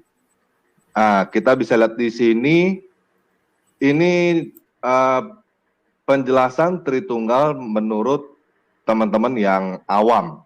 Yang awam ada beberapa teman yang berpikir bahwa Tritunggal itu artinya seperti tubuh jiwa roh. Ini Protestan berpikir seperti ini, tubuh jiwa roh, 1 orang 3 unsur. Terus juga ada Allah, firman Allah dan roh Allah ketiganya saling mengasihi. Ini dari Calvinis dibilang penjelasannya adalah omnipresent, 3 esensi, 1 eksistensi, 3 hakikat, 1 keberadaan. Katolik, semua 3 Bapa, Putra, dan Roh Kudus berasal dari Bapa, 3 pribadi, 1 hakikat.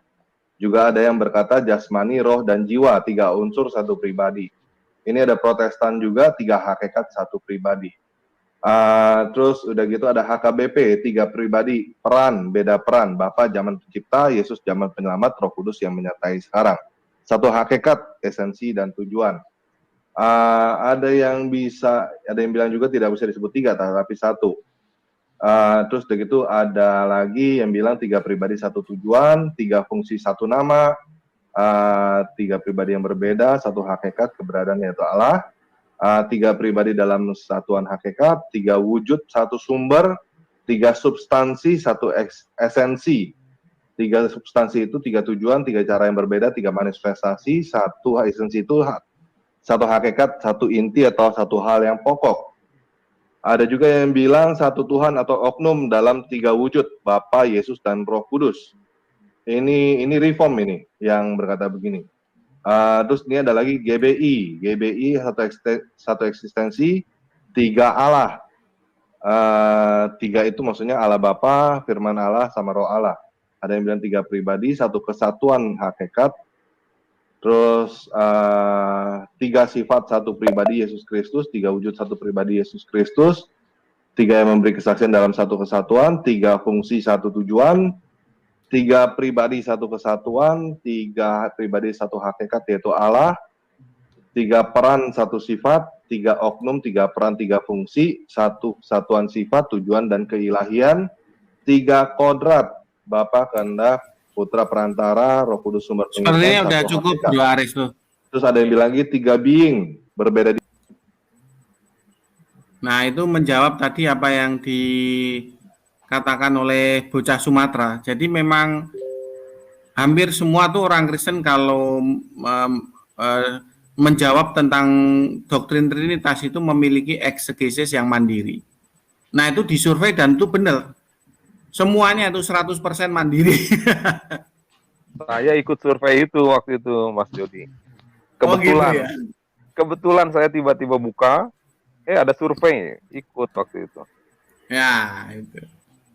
Nah, itu jadi apa yang dikatakan oleh bocah Sumatera itu memang betul. Dan itu sudah ada yang mensurvei dan memang betul. Iya, luar biasa. Kalau boleh tahu Pak Jody dari gereja mana ya Pak? Katolik bukan? Oh bukan, kalau saya sih gereja Bethel ya, kalau ibadah lo ya. Ibadah Gereja Bethel, itu tapi masih- kalau doktrin saya subordinat yang berbeda. Berbeda dengan Tritunggal pada umumnya. Ya betul, berbeda. Saya subordinat. Kalau Katolik, Katolik juga kebanyakan ya, yang imam Katolik, diakon itu, kalau menjelaskan apa namanya Tritunggal itu, dia juga merujuk ke literatur klasik. Kalau Katolik itu mereka punya banyak literatur gitu. Tapi kalau di Protestan agak berbeda mungkin ya. Mereka punya konsep solas scriptura ya, lupa saya namanya itu, yang menjadikan Alkitab itu satu-satunya otoritas gitu. Ya. Jadi nggak seperti kalau Katolik kan mereka masih banyak literatur imam-imamnya gitu, yang mulai yang dari yang klasik sampai yang sekarang gitu. Itu mungkin ya. Iya betul. Jadi memang ada yang memiliki kaidah hermeneutik sesuai Bapak Gereja, ada yang mandiri, tapi rata-rata tetap mandiri biasanya. Gitu. Kalau Bapak bedanya apa itu Pak dengan Tritunggal umumnya itu? Saya baru datang tadi, nggak nyimak sebelumnya. Oh iya, kalau Maksudnya subordinat itu secara kan singkat. subordinat itu kan simetris ya dengan Unitarian. Jadi subordinat itu sama dengan Unitarian yang menyatakan bahwa anak Allah itu ciptaan sulung. Sama. Nah, cuman Tapi dari bedanya segi, cuman bedanya kalau subordinat itu menyembah Yesus atau beribadah kepada Yesus. Tapi kalau Unitarian tidak. Dia menyembah dan beribadah kepada Yahweh. artinya dari segi hakikat itu berbeda Pak ya, ketiga-tiganya itu gitu. Beda Iya, hakikat, betul. beda pribadi ya. Beda hakikat. Betul sekali, Pak. Berarti kayak ini Pak ya, kayak Kalau Allah Bapa itu kan Ah, transenden. Tapi kalau anak Allah itu hipostasis, memiliki substansi. kayak Nestorian bukan ya? Nestorian ya, Nestorian itu juga subordinat, Mirip. betul sekali, Pak. Iya. Iya, tapi dia di Tapi kristologi, dia bukan di hakikat Allah. hmm, Iya, tapi sekarang dia udah di udah hampir punah ya ideologi apanya doktrinnya gitu. Udah jarang ditemui lagi gitu. doktrin subordinat kan Pak Erasmus Sabdono juga subordinat tuh Pak. Jemaatnya juga banyak itu. Oh, sama dengan Bapak berarti ya? Iya, kalau Pak Erasmus Sabdono hanya menyebutkan subordinat atau hierarki, tapi dalam konteks ciptaan sulung enggak. Jadi ada yang berbeda, ciptaan sulung enggak. Lalu kemudian hayat hidup mandiri itu berapa, Pak Erasmus Sabdono juga jawab nggak penting, ada berapa Allah nggak penting. Kalau saya ya memang triteos, memang ada 3. Oh, triteos Pak ya. Iya, bedanya itu Pak. Itu doktrin udah lama itu Pak ya? Maksudnya kalau secara historis apa udah ada di zaman jemaat mula-mula atau gimana itu? Apanya? Ya, Secara historis Tertullianus itu kan subordinat Pak. Tertullianus itu Trinitas itu subordinat. Jadi hampir semua ritus lukisan Kristen itu triteos. Jadi selalu sebelah kiri itu anak muda, lalu kemudian sebelah kanan itu adalah apa namanya yang lebih tua, yang lanjut usianya, lalu di atasnya ada burung merpati. Jadi ada 3 entitas. Itu apa ritus itu nah, gimana? Tertullianus itu yang bukan yang itu Pak ya, yang dari Libya itu bukan? Saya kalau aslinya nggak tahu, kelihatannya dari Libya, bener Pak. Iya, itu bukan ini, bukan Trinitarian itu ya. Masalahnya kawan-kawan saya sebagian itu kan yang meyakini konsep Trinitarian itu kebanyakan mereka merujuk ke bukunya Tertullianus itu. Katanya itu yang Trinitarian. Kan mereka nggak tahu Pak, kalau Tertullianus itu subordinat, kan nggak ngerti. Ya seperti joker swasta itu kan nggak ngerti kalau Tertullianus itu subordinat. Setelah tak kasih tahu kaget dia, terus habis itu kapok dia bilang Tertullianus. Ya nggak apa-apa, namanya nggak tahu ya mau gimana lagi. Saya boleh bertanya ke Pak Jody? Ya silakan. Ya begini Pak, ada tanggapan dulu kalau saya tidak salah ingat ya, Trinitas itu dibilangnya Allah Bapa, Allah Anak, Allah Roh Kudus, betul? Ya betul. Nah, apakah menurut Pak Jody itu pengertian yang betul atau keliru? Ya kalau sesuai dengan apa yang disampaikan narasi Tertullianus ya betul Pak. Memang ada 3 teos. Jadi penyebutannya Allah Bapa, Allah Anak, Allah Roh Kudus. Ya betul. Betul sekali Pak itu. Betul. Kalau begitu, kalau kita bilang Allah Bapa, Allah Anak, Allah Roh Kudus, perbedaannya kita bisa lihat kalau kita baca bahwa ada disebut Allah Abraham, Allah Ishak, Allah Yakub. Nah, kalau kita tarik pengertiannya berarti Allah Abraham itu berarti Allah yang disembah oleh Abraham. Allah Ishak berarti Allah yang disembah oleh Ishak. Allah Yakub berarti Allah yang disembah oleh Yakub. Tapi kalau kita menyebut Allah Bapa, masa Allah yang disembah oleh Bapa? Allah Anak, masa Allah yang disembah oleh Anak? Ini dari pengertian ini kan agak sedikit keliru, Pak. Ya, saya yang namanya sebutan itu kan terserah dari Pak Jody. Yang namanya sebutan itu kan ya masing-masing Pak yang membuat sebutan itu. Bukan, ini ada kan yang sebut pengertian. Gitu kan? Ya makanya tadi yang saya tanya ke Pak Jody bahwa Allah Bapa, Allah Anak, Allah Roh Kudus. Kalau kita mau mengartikan, berarti itu sama dengan Allah Abraham, Allah Ishak, dan Allah Yakub.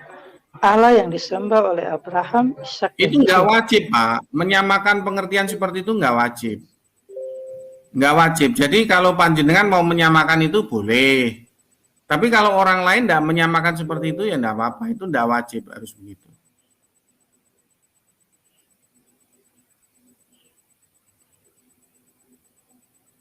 Jadi tidak ada kewajiban seperti itu. Jadi itu bukan suatu sistematika tatanan teologi yang harus atau mutlak. Gitu, Pak. Silakan. Ya, Pak jadi Andre. itu nggak wajib. Ya, tapi justru sekarang itu menjadi apa? Menjadi sesuatu yang masih dipegang sampai sekarang. Ada juga yang pegang. Dan kalau kita lihat secara pengertian ini kan bisa menjadi sebuah hal yang keliru kalau memahami Trinitas seperti itu. Iya, makanya saya kan tadi dari awal kan bilang. Jadi memang ya Pak ya, yang pertama itu eksegesis. Setelah eksegesis itu kaidah hermeneutik. Nah, setelah kaidah hermeneutik itu membuat sistem tatanan teologi gitu. Jadi apa yang panjenengan sampaikan itu nggak bisa dijadikan sistem tatanan teologi. Gitu. Allah Bapa, berarti Allah yang disembah Bapa gitu. Karena apa? Karena Allah Abraham itu Allah yang disembah Abraham. Bisa nggak jadi sistem tatanan teologi? Nggak bisa. Gitu. Nah, teolog-teolog itu tugasnya itu. Tugasnya itu membuat sistem tatanan teologi, hal-hal yang rumit, konsep-konsep di Alkitab tuh disederhanakan untuk disampaikan kepada jemaat dengan pengertiannya yang sederhana begitu. Lalu seperti panjenengan ini yang menyimpan pertanyaan ini dan itu, nah itu tugas panjenengan sebagai teolog untuk menyelesaikan pertanyaan itu sebelum dilempar ke jemaat. Begitu. Karena pertanyaan itu banyak. Di dalam bereksegesis tentang Alkitab, hermeneutik Alkitab tuh pertanyaannya tuh sangat banyak. Gitu. Kalau panjenengan bisa menjawab pertanyaan yang sangat banyak itu, ya panjenengan lulus sebagai seorang sarjana teologi. Nah, seorang sarjana teologi itu memang yang diandalkan oleh para gembala sidang, gembala jemaat di garis depan untuk apa ya namanya, untuk mempengaruhi masyarakat di dalam hal teologi mereka. Ya, makanya berbahagialah orang yang di zaman modern ini memiliki profesi teolog begitu. Karena apa? Karena ya itu sesuatu yang sesuatu yang luar biasa profesi seperti itu. Bagaimana dia bisa membuat sistematika tatanan teologi yang dipersembahkan kepada masyarakat. Nah, gitu Pak Andre. Tapi justru Pak Jody, ada juga beberapa kaum teolog yang masih berpegang. Suaranya bocor. Masih berpegang seperti itu, Pak. Ini yang menjadi masalah. Bagaimana kita membuat mereka bisa mengerti. Nah, kalau teolognya nggak jangankan bisa saudara yang muslim ya, saudara-saudara kita yang muslim. Kalau dia teolog nggak bisa membuat jawaban yang sederhana pasti bingung tentang masalah gembalanya itu bangkrut nanti. Gembalanya bangkrut dan dia akan menyesal menggaji teolog bodoh begitu. Jadi kurang maksimal untuk menjelaskan soal Trinitas nih, karena memang Trinitas ini menjadi bahan yang jadi pertanyaan besar juga bagi orang-orang Kristen, karena sebetulnya itu Trinitas itu aja sih Pak topiknya. Yang membuat cemas itu sebenarnya pergerakannya. Contoh ya, misalkan ya, contoh ini corak Yohanes tuh sekarang itu nggak debat lagi gitu. Itu bukannya kalau nggak debat lagi itu anteng-antengnya saja, bukan. Itu artinya ada pergerakan di bawah ini yang sedang menyusun kekuatan, entah sedang memperbesar pengaruhnya, membuat gereja fisik di mana-mana gitu ya. Kita nggak tahu ya. Yang jelas itu corak Trinitas ini sifatnya pergerakan fundamental. Karena dari situ kita bisa mendapatkan komunitas, dukungan dana, lalu kemudian juga gereja sebagai institusi juga memiliki pengikut yang cukup ya, dan dihormati banyak orang gitu. Makanya walaupun topiknya itu saja begitu, tapi kadang tuh menimbulkan kecemasan bagi gereja mereka yang bercorak istilahnya kalah gitu, digempur begitu. Misalkan nih ya, saya sebagai teolog ya, walaupun saya sekarang ini sih posisinya bukan teolog, bakul timlo ya. Misalkan saya sebagai teolog begitu, lalu ditempatkan anggap aja misalkan di Semarang begitu. Di Semarang itu kebanyakan paham homousios gitu. Lalu saya merangsek begitu, membuat seminar kecil dihadiri 50 orang, 30 orang begitu. Lalu 10 tahun, 5 tahun itu 5 tahun, 10 tahun mulai berbuah begitu. Nah, ini loh yang membuat kecemasan tuh di sini. Jadi Trinitas itu letak kecemasannya itu bukan kalah debat, bukan. Letak kecemasannya itu bukan kalah debat, lalu kemudian bukan karena kalah pinter ngomong, lalu kemudian dikeroyok dalam debat, bukan. Kecemasannya itu mempengaruhi pergerakan fundamental. Ya, karena kalau digergaji terus itu bisa membuat gereja yang bercorak Trinitas beda kan diserang terus begitu, jemaatnya hilang. Bisa itu. Corak Trinitas itu begitu.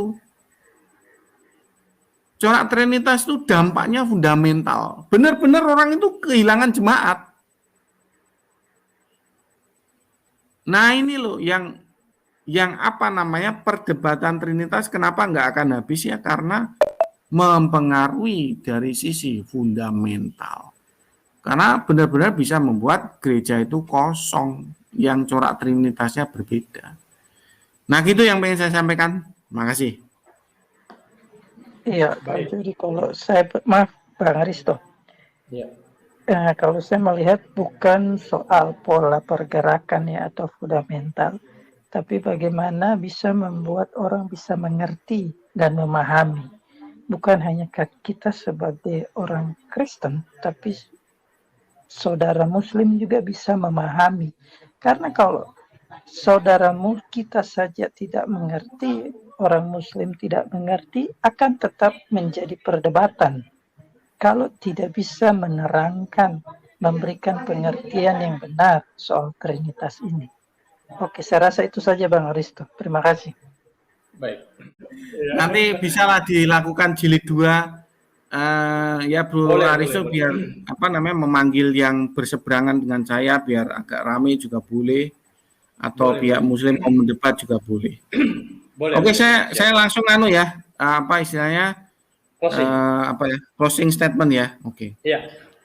Terima kasih buat seluruh Muslim sama seluruh Kristen yang menyimak ya kontennya Bro Aristo ini. Semoga mereka bisa tercerahkan dengan apa yang saya sampaikan gitu.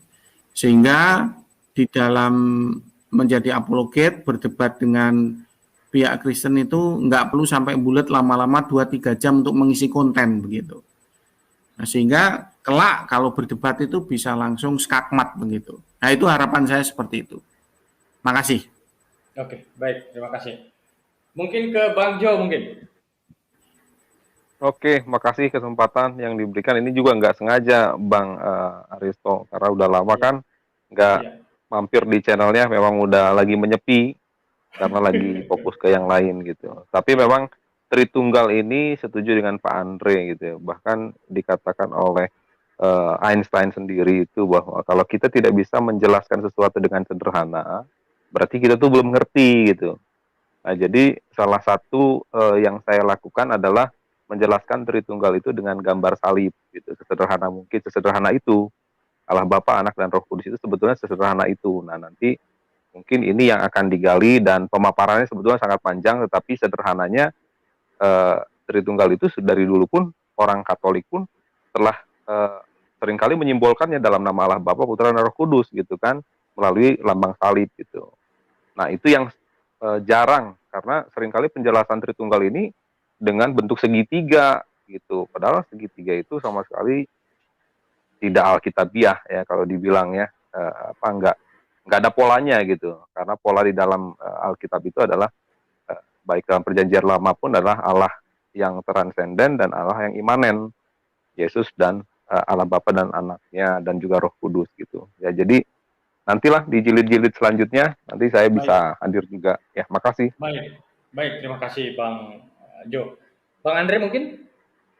Ya, terima kasih Bang Risto buat kesempatan malam ini, walaupun kurang maksimal tapi sudah bisa masuk, itu sudah bersyukur, bisa saling berbagi dengan teman-teman yang lain.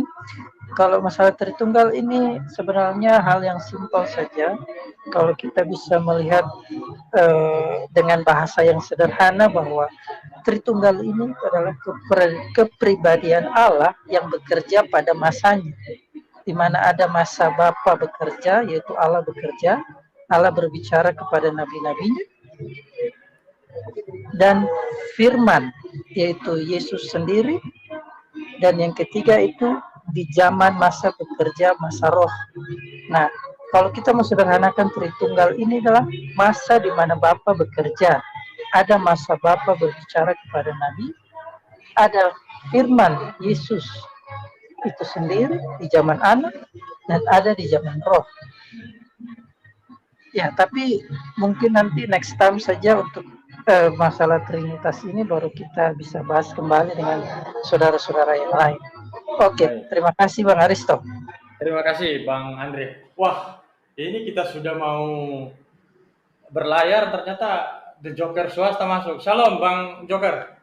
Halo, shalom semua. Selamat shalom. Shalom, kok baru muncul ini? Iya. Enggak, saya baru lihat tadi YouTube, disebut terus tadi memang disebut-sebut namanya oleh Mas Jody tadi. oh.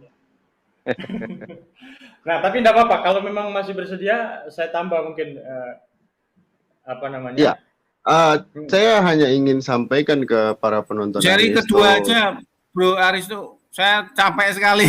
Oh iya. Iya. Tapi kalau Bro Joker mau nyampaikan nggak apa-apa. Boleh. Iya, saya mau nyampaikan dikit aja.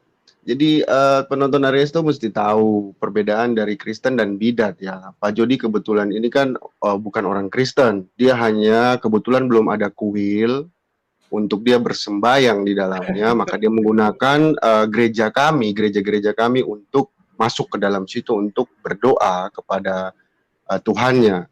Seperti itu.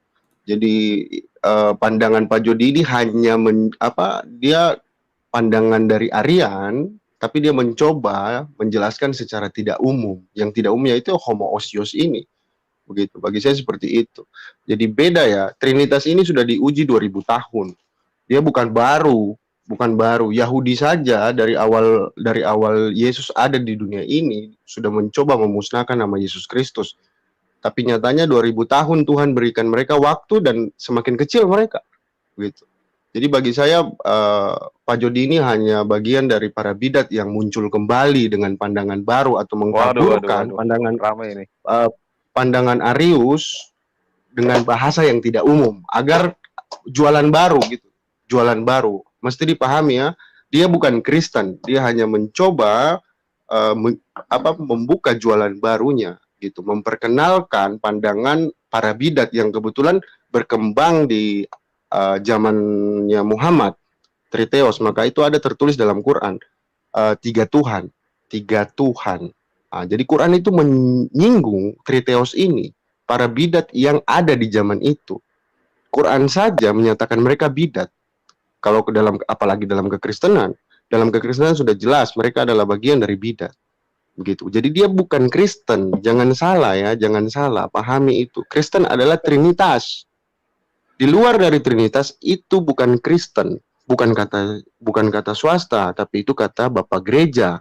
Silakan baca sendiri dalam Konsil Nicea 325, dijelaskan dengan jelas kumpulan para bidat, dan itu masuk dalam Pak Jody. Kenapa Pak Jody tidak mau memakai Unitarian ataupun memakai Ebionit? Karena barang itu sudah lenyap. Artinya maksudnya dalam artian lenyap gini, sudah tidak laku, maka dia menggunakan kata-kata tidak umum seperti Triteos ini gitu. Harus kita pelajari sejarahnya seperti itu. Wah, ini gimana nih? Makanya kasih nomor bank swasta di sini. Saya tidak akan share kemana-mana. Semua nomor beliau-beliau ini ada di saya, Bang Andre, Ada Bang di Jo. saya. Ada Bang, kalau Oh, buat gue ke saya aja nanti. Lanjutkan siap, aja siap. besok Kamis atau Jumat gitu. Boleh, boleh. Gimana Bro Swasta? Iya, saya sama Pak Jody ini sudah sering dulu di tempatnya Pak Jody sendiri, di tempatnya Demian, kami bersama-sama bicara tentang ini dan dia sudah menerima, memang dia bagian dari bidat itu. Dia mengatakan bahwa dia sudah sejak munculnya, memang dia sudah akui dirinya bidat. Bahkan kemarin ada Unitarian nama Pak Wrangler, sudah saya sadarkan, dia keluar dari, dia sudah tidak mau pakai nama Kristen. Sisa Pak Jody yang memang saya sengaja piara agar menjelaskan kepada teman-teman Muslim bahwa yang disebut di dalam Quran itu adalah sekte sesat Kristen yang Pak Jody bawa selama ini. Bukan Trinitas. Trinitas itu tuh bukan 3 Tuhan, tapi 3 pribadi Tuhan dalam bentuk Bapa, Putra, dan Roh Kudus. Putra di situ Dafar, seperti itu. Jadi Pak Jody ini jangan dihilangkan. Dia harus terus dikembangkan bakatnya, walaupun memang terkadang agak sedikit dalam tanda kutip menyerangnya tuh nggak jelas gitu loh. Paham ya maksud saya seperti itu. Oke lah, saya pamit ya Bapak-bapak, terima kasih banyak ya. Siap, terima kasih Bang. Ini menurut saya. Bagus. Kita angkat homoousius sama homo dengan homoi. Kita jelaskan yang benar karena Pak Jody selama ini kan memutarbalikkan fakta ini. Jadi dia mengatakan homo adalah pemikiran dari gereja dari dirinya. Padahal sebenarnya homo itu memang menjelaskan Trinitas. Itu kan sudah jelas sekali dalam kutipannya Uskup Polikarpus ya, menjelaskan tentang ini. Namun kata homo ini homoousius ya, tapi saya gunakan homo dan homoi. Homo ini tidak umum saat itu. Dia baru jadi umum ketika di 325 untuk menjawab para bidat ini gitu. Jadi saya hanya ingin begitu aja. Jadi artinya saya dengan Pak Jody punya hubungan yang baik, namun kami kalau sudah didiskusi kami saling sindir itu biasa ya. Tapi untuk edukasi teman-teman yang lain agar mengetahui. Iya. Jadi kalau saya berdebat dengan Pak Jody itu bukan Kristen FS Kristen, pahami itu Kristen FS bidat.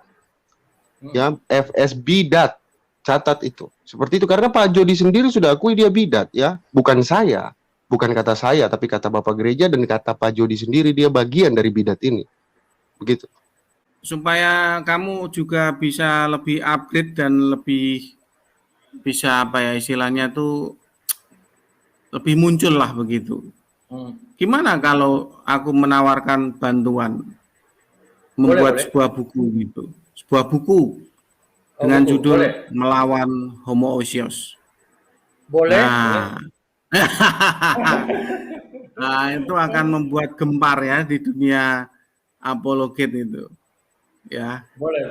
Itu seorang muslim, apologet muslim, Aristo, membuat buku hard copy dengan konten Melawan Homoousios. Nah, cuman ya saya nanti kalau laku ya dibagi royaltinya kan begitu.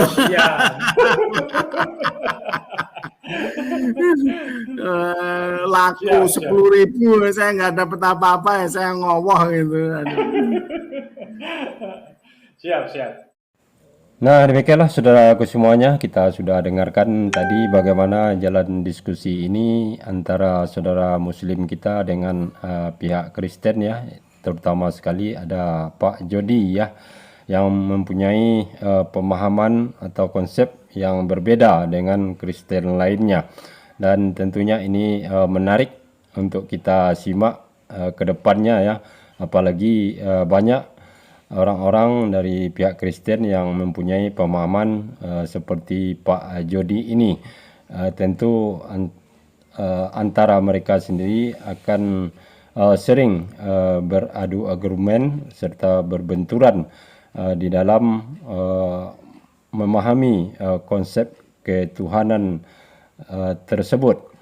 Dan juga sekaligus ini semakin memperjelas bahwa ajaran agama kita, agama Islam, tentulah suatu kebenaran yang mutlak ya, yang sudah tidak terbantahkan lagi, karena syarat dari suatu ajaran keyakinan agama tadi adalah memenuhi 3 unsur atau 3 aspek ya, yaitu konsep teologi ketuhanan, kemudian aspek ibadah ya, bagaimana ibadah tersebut bisa membawa dampak di dalam kehidupan pribadi-pribadi orang dan juga dalam kehidupan sosial, dan yang ketiga adalah aspek muamalah. Nah, apabila ketiga ini sudah dipenuhi, tentu itu sudah bisa dipastikan adalah ajaran agama yang benar ya, yang tentunya datang dari Allah Subhanahu wa taala. Nah, demikianlah saudaraku semuanya, mudah-mudahan video tadi ada hikmahnya bagi kita semuanya, dan tentunya bagi kita sebagai umat muslim ini akan semakin meyakinkan kita akan agama yang kita sudah anut sekarang, dan sekaligus untuk meningkatkan keimanan serta ketakwaan kita kepada Allah Subhanahu wa taala. Terima kasih atas perhatiannya. Assalamualaikum warahmatullahi wabarakatuh.